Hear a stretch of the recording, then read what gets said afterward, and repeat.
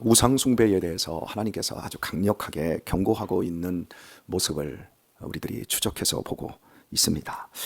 읽은 말씀에서는 네가 그 땅에서 아들을 낳고 손자를 얻으며 오래 살 때에 지금 현재 이스라엘 백성들은 가나안 땅에 들어가 있지 않고요. 가나안 땅 바로 초입 요단강 바로 맞은편에 와 있습니다. 드디어 모세는 하나님께서 천국으로 불러가실 것이고 여호수아와 함께 그 광야 세대들이 가나안 땅에 들어가게 될 것입니다. 뒤에 소리 잘 안 들리나요? 제가 소리를 질러야 되는데 이 아침부터 오늘 제가 할 일이 많아서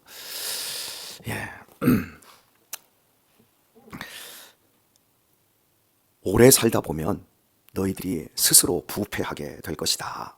그래서 무슨 형상의 우상이든지 조각하여 네 하나님 여호와 앞에 악을 행하게 될 것이다. 만약 그렇게 해서 하나님의 노를 격발하게 되면 너희는 속히 망하게 될 것이다. 전멸하게 될 것이다. 정말 무시무시한 경고를 하고 있습니다. 하나님께서 그들을 부패시키겠다고 말씀하지 않으셨습니다. 그들 스스로가 부패하게 될 것이라고 말씀하고 있습니다. 그런데 이게 오래 거주할 때 스스로 부패하게 된다, 이렇게 말씀을 하고 있거든요. 여러분, 부패하는 데는 오랜 시간이 걸릴 수 있습니다. 그런데 망하는 건 속히 망한다, 전멸한다, 너희의 날이 길지 못하다, 이렇게 말씀되어 있습니다. 이 부패의 위험이라고 하는 것은 정말 누구에게나 어떤 조직이나 공동체에게 굉장히 위험합니다. 다 부패할 수 있습니다. 부부관계가 부패할 수 있고, 부모 자식 관계가 부패할 수 있고, 스승과 제자의 관계가 부패할 수가 있고, 정치적인 동지의 관계가 부패할 수 있고, 사업상 함께 동고동락과 운명을 함께 하던 사람들도 얼마든지 부패할 수 있습니다. 이 부패는 교회 안에서도 마찬가지입니다. 그리도 좋았던 목사와 성도들의 관계, 성도들끼리의 관계 역시 부패하는 것은 그 위험성은 다 있다라고 하는 겁니다. 그래서 스스로 우리의 마음을 어떻게 잘 지켜야 하는 이런 부분들을 우리가 고민하고, 이 관계만큼은 정말 끊어지지 않겠다, 나는 이 자리만큼은 제대로 잘 지키겠다, 아무리 다짐하고 결심을 해도 정말 부패함으로 무너지는 것, 이것이 너무나 쉽게 일어날 수 있다라고 하는 겁니다. 이스라엘 백성들에게 있어서 우상 숭배는 정말 심각한 것이었습니다. 이 신명기에서부터 이제 아주 본격적으로 우상 숭배에 대해서 경고를 하고 있지만, 결국 뒤로 이렇게 가게 되면 사사시대를 거치고 왕정시대를 거치고 바벨론 포로까지 계속해서 이스라엘 백성들은 우상에게 붙잡히게 되고, 그 우상으로 말미암아 포로로 끌려가게 되어지고 망하게 되고, 또 정신 못 차리고 또 망하게 되고, 결국 예수님께서 이 땅에 오셨을 때 그들의 신앙은 하나님을 버린 신앙은 아닌데 스스로가 우상이 되어서 하나님조차도 십자가에 못 박아 죽이는 데까지 나아가게 되어집니다. 하나님은 인간이 만들 수 없는 하나님입니다. 그런데 그 하나님을 인간은 얼마든지 만들어낼 수가 있습니다. 객관적인 하나님, 이 온 우주를 창조하셨고 통치하시는 하나님, 그 하나님은 우리를 만드셨습니다. 그 하나님을 인간이 만들어낼 수가 없습니다. 그런데 그 하나님에 대한 계시를 받고 하나님을 믿지만 나의 감정과 나의 생각과 나의 욕망 안에 하나님을 가두어 버리기 시작하면 얼마든지 우상이라고 하는 하나님을 내가 만들어 냅니다. 그리고 철저하게 그 우상에 복종되어 있으면서도 나는 하나님을 믿는다라고 착각할 수 있습니다. 그래서 팀 켈러는 내가 만든 하나님이라고 하는 책을 이렇게 두껍게 썼어요. 그 책을 들여다보면 거의 우리 모두가 내가 만든 하나님을 믿고 있는 경우가 허다하게 많습니다. 한번 예를 한번 들어보고 여러분에게 질문을 한번 던져볼게요. 여러분의 실력이 뽀록이 나니까 대답을 별로 안 하셔도 제가 질문 던지고 대답도 할게요. 예수님께서 우리들에게 사복음서에서 가르치신 사상이 무엇이라고 생각하십니까? 학생들이나 청년들에게 물어보면 예배를 가르쳤다, 뭐 기도를 가르치셨다, 기도가 사상, 뭐 이렇게 얘기합니다. 여러분은 어떻게 대답하실래요? 이진랑 권사님, 대답하지 마시고, 만약에 여러분에게 예수님이 가르치신 것이 무엇이냐, 사상이 무엇이냐라고 묻는다면 여러분 어떻게 대답하실래요?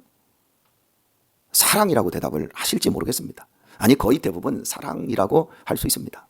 여러분, 사랑은 사상이 아닙니다. 사랑은 그 자체의 성품이고 우리의 인격에 속한 거지요. 이걸 예수님은 가르치지 않으셨어요. 너희가 서로 사랑하라 그랬죠. 그러면 예수님께서 가르치신 것은 무엇입니까? 하나님의 나라입니다. 하나님의 통치, 하나님의 주권. 계속해서 예수님께서는 사복음서에서 천국이 가까웠다, 하나님 나라가 가까웠다, 하나님의 나라는 씨 뿌리는 비유부터 시작해서 모든 게 다 하나님의 나라입니다. 우리 지금 대한민국에서 제일 관심이 뭡니까? 사회 정의 아닌가요? 그러면 우리가 믿음 생활하면서 기독교 신앙으로 우리가 가져야 될 것은 하나님의 나라가 무엇인지, 하나님의 통치가 무엇인지, 하나님의 정의가 무엇인지 범사회적인 관점에서 들여다볼 수 있어야 합니다. 우리 이제 한국 기독교가 출발을 하게 되었을 때 두 축으로 출발을 합니다. 한 축은 사회 정의라고 하는 그 부분에서 출발을 했던 이런 선각자들이 있었습니다. 월남 이상재 선생님, 도산 안창호 선생, 그리고 남강 이승훈이라든지 이런 분들이 있었습니다. 이런 분들은 학교를 세우고 젊은이들을 깨우고, 그러니까 이런 분들의 설교는 거의 교회 안에서 이루어지지 않고 대중적으로 이루어졌습니다. 그리고 또 한 가지 축은 우리처럼 이제 교회라고 하는 것을 통해서 이 기독교가 이 대한민국 사회에 자리를 하게 되어집니다. 어떤 축이 건강하냐? 이 두 축이 다 있어야 합니다. 백범 김구 선생은 처음에는 동학으로 출발을 했지만 기독교인이었습니다. 그런데 그분은 교회에 잡히는 분이 아니었습니다. 교회 안에 머무는 분이 아니었습니다. 그분은 독립이라고 하는 거대한 그 목표를 이루기 위해서 평생 자신의 목숨을 바쳐 일했고 실제 목숨을 바쳤습니다. 그런데 이분이 해방 이후에 상해 임시정부를 접고 드디어 대한민국으로 들어오게 됩니다. 그리고 첫 번째 연설에서 이렇게 말을 했습니다. 대한민국에는 지금 교회가 필요합니다. 대한민국에 경찰서 10개 짓는 것보다 교회 하나가 대한민국의 현재와 미래를 바꾸게 될 것입니다.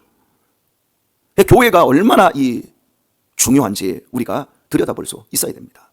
그런 것처럼 교회와 사회 정의라고 하는 것, 이런 것들을 위해서 이 두 가지 트랙으로 대한민국이 발전해 왔는데, 이제 오늘날 이 한국교회 현상을 들여다보면 이 두 가지 트랙이 굉장히 이상하게 부패한 것을 저는 느끼게 되어집니다. 자, 교회는 교회 밥그릇 싸움을 합니다. 교회는 하나님의 영광과 하나님의 나라를 교회라고 하는 테두리 내에 딱 가둬놓고 교회에서 지지고 볶아대고 다 합니다. 교회에서 모든 걸 다 끝냅니다. 하나님께 충성하는 건 다 헌금으로 되세요. 하나님께 충성하는 건 교회에서 뭐 밥하고, 교회에서 예배 안내보고, 교회에서 찬양대 섬기고, 하나님의 나라가 그저 이 작은 이 교회라고 하는 공간 안에서 다 소모되고 끝나는 이런 것, 이기적인 이런 어떤 그 집단처럼 이렇게 축소되어 있는 그런 모습을 봅니다. 하나님의 나라는 우주적인 겁니다. 우리가 좀 관심을 가져야 될 영역은 대한민국의 부동산 문제, 대한민국의 지금 다음 세대의 문제, 대한민국의 어떠한 굉장히 지금 어려운 결혼과 출산에 관한 이런 문제, 외국인 이주 노동자들을 우리가 어떻게 그들을 받아들이고 어떻게 이 사회 속에서 잘 안착할 수 있도록 나그네들을 잘 받아들일 수 있느냐, 이런 많은 문제까지 이 교회가 끌어안고 함께 가야 할 문제로서 사회 정의를 어떻게 실현해야 되는지를 생각을 해야 됩니다. 그런데 그냥 교회 예배당 짓는 데에만 관심이 있습니다. 그저 저 고덕으로 가서 건물 져서 사람들 많이 모아서 더 큰 목회만 하고 우리 교회가 그만큼 커지면 하나님께서 영광 받으신다, 이쪽으로만 이 포인트가 거의 맞춰져 있습니다. 그리고 이 사회 이제 정의를 위해서 활동하시는 분들은 진보와 보수로 나뉘어져서 누군가를 증오하고 누군가를 미워하고 누군가를 악의 축으로 만듭니다. 내 편이 아니면 다 악의 축이 되어버립니다. 그래서 싸우는 것밖에 없어요. 욕하는 것으로 이렇게 스스로 부패하여 변질되어 가고 있는 이 모습으로 한국교회가 자리를 지금 잡아가고 있어요. 이러다 보니까 사회에서 기독교는 설 자리가 없어요. 예전에 도산 안창호 선생이 서울에서 평양에서 강연을 하면 사람들이 벌떼같이 몰려듭니다. 근데 이분은 이제 강연이라고 얘기하는데 그건 강연이 아니라 설교였어요. 여러분, 그릇이 컸어요. 그릇이 컸기 때문에 대한민국의 독립과 대한민국의 젊은이들이 나아가야 될 방향을 당시에 도산 안창호 선생 이런 분들은 그 길을 열어줄 수가 있었어요. 남강 이승훈 선생도 마찬가지였고, 그리고 그 당시에 이제 한국 교회는 나라와 민족이 일본에 의해서 빼앗기고 억압당했을 때 그 한 사람 한 사람들을 위로하며 빼앗긴들에도 보면 옵니다. 분명히 하나님께서 이 나라 이 민족에게 광명의 그날을 주실 겁니다. 그러면서 그 한 사람 한 사람들을 위로할 때 성령께서 그 교회 가운데 역사하셔서 1907년도에 대부흥 운동이 일어나고 100만 명 구령 운동이 일어나고 이러면서 사회적인 거대한 이 그 정의가 만들어지고, 그리고 이것들이 그냥 어떤 강론으로만 나간 것이 아니라 각 교회 안에서 실제적인 실천 운동으로까지 이어지면서 대한민국 사회에 막 이제 학교들이 지어지기 시작하고 병원들이 지어지기 시작하고 문화적인 것, 양심적인 것, 이런 제도와 규칙들이 폭발적으로 성장하기 시작하면서 오늘까지 교회가 대한민국을 이끌어오는 데까지 90년대 초반까지 오게 되어진 겁니다. 그런데 90년도에 딱 넘어서면서 한국교회에서 이상한 양상이 생기기 시작했어요. 그것은 교회를 자식들에게 세습하는 일이 벌어지기 시작했습니다. 그리고 목사님들이 간음 사건이 교회 안에서 너무나 많이 일어나는 거예요. 목사님들이 성도들하고 간음 사건들이 일어나는 거예요. 근데 여러분 아세요? 목사는 이슈가 됩니다. 그런데 성도들끼리 간음 사건들이 많이 일어나요. 같은 성가대에서 눈 맞아가지고, 여기 부부가 있고 여기 부부가 있는데 눈 맞아가지고 잘못되고, 이 송탄에서도 큰 교회에서 전도사님하고 청년회장하고 눈 맞아가지고 이렇게 되어지고, 별하별 간음 사건들이 교회에서 막 일어나기 시작하는 거예요. 스스로 부패해지기 시작하는 이러한 많은 사건들이 교회 안에서 일어나는 겁니다. 여러분, 교회 오빠들 조심해야 됩니다. 교회 오빠들 인기가 얼마나 많습니까? 성실하죠. 잘하죠. 누가 봐도 멋지죠. 그런데 그런 과정에서 자칫 잘못하면 제비가 되고 꽃뱀이 되는 일들이 얼마나 많이 교회에서 일어나고 있는지 모릅니다. 정말 조심해야 됩니다. 지금 이스라엘 백성들이 가나안 땅에 들어가거든. 너네들 자식 낳고 손자 낳고 오래도록 거하게 되어질 때 마음에 부패하여서 우상을 섬길까 두려워하라. 그렇게 되면 니네 정말 속히 망한다. 진멸된다. 조심하라.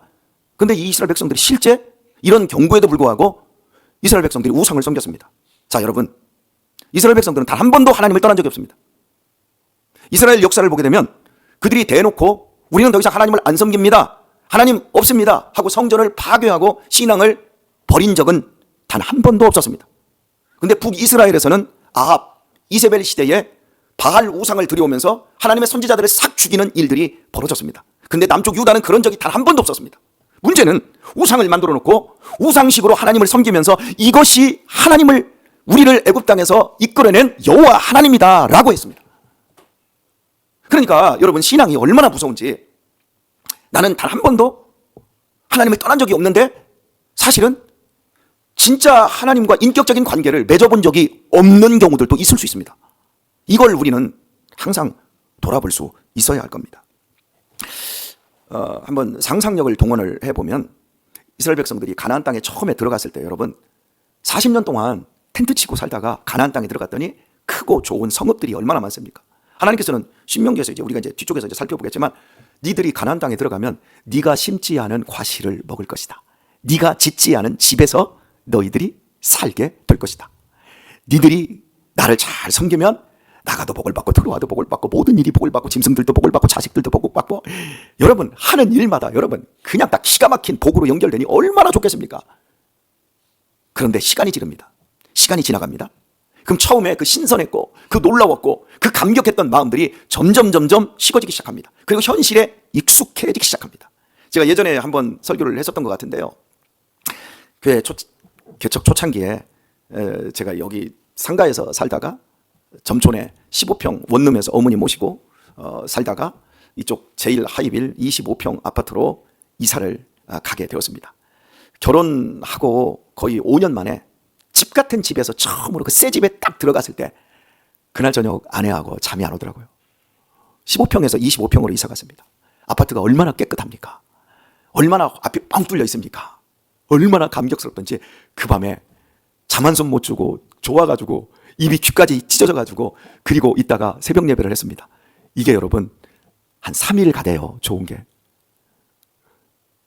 그러더니 애들이 4명이 되어서 식구가 6이 됐습니다. 25평에서 막 사는데 그렇게 좋았던 25평이 너무 좁고 화장실은 하나고 막 아침마다 전쟁이고 치워도 치워지지 않고 정리해도 정리가 안 돼서 너무 괴롭고 한심스럽다가 드디어 저 가재동으로 이제 이사를 하지 않았습니까? 33평 꼭대기층이라 복층 딱 공간에 방 하나까지 해서 전체 한 50평을 쓰는 이런 규모로 이사 갔던 날 운동장에서 사는 것 같은 그 기쁨, 그 즐거움에 얼마나 감격했습니까? 우리 성도님들 그래서 다 초청해서 우리가 그날 예배드리고 그 밑에 별난 김치찌개에 가서 100명도 넘는 성도들이 다 올라와서 축하해주고 그날 엘리베이터가 고장나서 막 다 19층까지 여러분 다 오르내리고 여러분이 그때 얼마나 고생을 했습니까? 그때 여러분 그 감격을 잊을 수 없어요. 그런데 지금도 그 감격이 있어요? 처음에 갔더니 너무 넓어서 25평에서 짐 옮겨 갔더니 다 정리를 하고도 텅텅 비었는데 거기서 이제 한 7년 살다 보니까 우리 아내 입이 자꾸 나와요. 우리 애들도. 아, 왜 이렇게 지저분해요? 좀 좋은 데로 가면 안 돼요? 좀 새 아파트 많은데 가면 안 돼요? 네가 가. 나는 여기서 살 테니까 난 여기서 좋아. 나는 아무 데서나 살아도 돼. 제가 이렇게 하고 있지만 우리의 마음은 이렇게 쉽게 천천히 조금씩 변질되어 가요. 뭘 잃어버려요? 감사를 잃어버려요. 하나님의 은혜를 잃어버려요. 우리의 신앙이 그렇습니다. 처음에 예수님 믿고 예수님이 나를 위해서 100점짜리 신앙으로 나에게 구원을 주셔서 영생을 주셔서 감사하다 고맙습니다 감사. 그냥 예배 때 앉아있는 것만 해도 감사하고 그냥 교회에서 막 식사 봉사하는 것만 해도 나 같은 거 시켜줘서 감사하고 하나님이 나 같은 것에 헌금을 받아주는 것만 해도 감사하고 그저 감사하고 목사님이 눈빛 하나 보내주는 것만 해도 감사하고 이름 불러주는 것만 해도 너무너무 고맙고 감사하고 근데 조금 딱 지나봐요. 아이고 주일날만 가자. 오전 예배만 가지 뭐. 아유 참 봉사하는 것도 지겹다. 아유 목사님 설교 시간에 참 이름 부르는 것도 참 별나다. 참 안 했으면 좋겠다. 마음이 다 변질이 돼버립니다. 부패해버립니다. 감사를 잃습니다. 그리고 우리 안에 내가 우상이 돼버립니다. 신앙이 나를 위한 것으로 변질됩니다. 예배가 하나님을 위한 서비스이고 기도는 하나님과의 교제이고 대화인데 그냥 내 일방적인 것들을 원하는 수단으로 다 변질 딱 돼버립니다. 그리고 응답이 없고 예배에 기쁨이 주어지지 않으면 그냥 내 마음대로 모든 것을 다 정해버립니다. 이게 여러분 우리에게 굉장히 무서운 겁니다. 그걸 바로 경고하고 있습니다. 여러분 마음 어떠세요? 신앙은요 몸으로 표현되지만요 신앙의 자리는 마음입니다. 여러분 마음에서 지금 어떤 마음인가 보세요. 여러분은 인격적인 하나님을 신뢰하고 계십니까? 그 인격적인 하나님과 여러분은 정말 기쁨과 감사를 끝없이 공급받고 그 기쁨을 예수님에게 여러분은 날마다 올려드리고 계십니까? 그저 여러분은 종교 계율을 지키는 종교인으로 변질되어 가고 있습니까? 여러분 우리 신앙생활이 오래되어 가고 있습니다. 우리에게 자녀들이 있고 우리의 손자들이 크고 있습니다. 조심하십시오. 스스로 부패해지지 마십시오. 그러면 우리 주님이 우리에게 말씀하셨습니다. 속히 망한다고. 한 세대가 망하는데 한 세대가 세워지기까지는 수많은 세월들이 있어야 되지만 한 세대가 망하는 데는 30년이면 족합니다. 대한민국이 1990년 중반에서부터 지금 2026년으로 왔습니다. 대한민국에서 1000만 명의 기독교인들이 600만 명으로 줄어드는데 30년밖에 안 걸렸습니다. 근데 대한민국이 1000만 명이 되는 데는 100년도 넘게 걸렸습니다. 우리의 자녀들이 지금 어떻게 변하는지 보세요. 오늘 이 본문의 말씀은 우리를 향한, 우리 시대를 향한 말씀입니다. 언제든지 하나님의 말씀은 지금 현재 말씀을 받고 있는 사람들에 대한 경고이자 축복입니다. 오늘 말씀을 맺겠습니다. 저는 이 자리에서 24년째 이제 한 달 남았네요. 한 달, 24년에서 한 달 모자랍니다. 저는 지금까지 제가 하는 일이 버겁다, 짜증난다, 힘겹다, 이 마음을 단 한 번도 가져본 적이 없습니다. 그저 더 열심히 못하고 더 잘하지 못한 마음, 죄송한 마음을 갖습니다. 그리고 늘 즐겁습니다. 늘 행복합니다. 이만큼의 거짓도 없이 행복합니다. 저에게 제 신앙과 제 영혼이 녹쓰는 게 제일 두렵고, 제가 고장나서 이 사역을 언젠가는 끝내야 될 때가 온다라는 것이 안타까울 뿐입니다. 절대 스스로는 제 마음속에서 하나님에 대한 신뢰와 사랑과 그리고 제 자신이 서 있는 이 자리에 자원하는 그 마음과 기쁨을 저는 빼앗기지 않을 겁니다. 제 젊음을 빼앗길 것이고 제 건강도 빼앗길 것이고 다 빼앗길 수 있어도 제가 목사로서 서 있는 이 자리 그리고 함께 예배하고 지어져가는 이 기쁨만큼은 어떤 경우에도 핑계하지 않을 겁니다. 누가 나에게 어떤 일이 나에게 걸림돌이 되고 아픔이 되고 괴로움이 돼도 저는 제 자리를 지키며 믿음 생활을 할 겁니다. 만약에 이 부분에서 흔들리는 것 같으면 여러분들이 지적해 주십시오. 그런데 제가 여러분에게 말씀드립니다. 여러분의 상황과 여러분의 환경이 변환되고 안색이 바뀌지 마십시오. 여러분의 내면의 기쁨과 소망을 빼앗기지 마십시오. 하나님은 여전히 현재적인 우리의 나의 하나님이십니다. 그걸 지켜내는 성도들이 되십시오. 그것이 망하지 않는 길입니다. 예배를 회복하십시오. 여러분이 정해놓은 기준을 따라 우상을 섬기듯 여러분이 우상이 되어가지 마십시오. 맡은 자에게 구할 것은 뭐지요? 충성입니다. 그래서 죽도록 충성하라 그랬습니다. 기쁘게 죽도록 충성하기까지 우리 하나님과의 그 신실한 관계를 더 아름답게 돈독하게 만들어 가시는 우리 그런 성도님들 다 되시고 이 과정에서 우리 더욱더 행복해지는 서로의 관계가 되어지고 이런 가정이 되어지시고 이런 교회가 될 수 있길 우리 주 예수님의 이름으로 축원드립니다.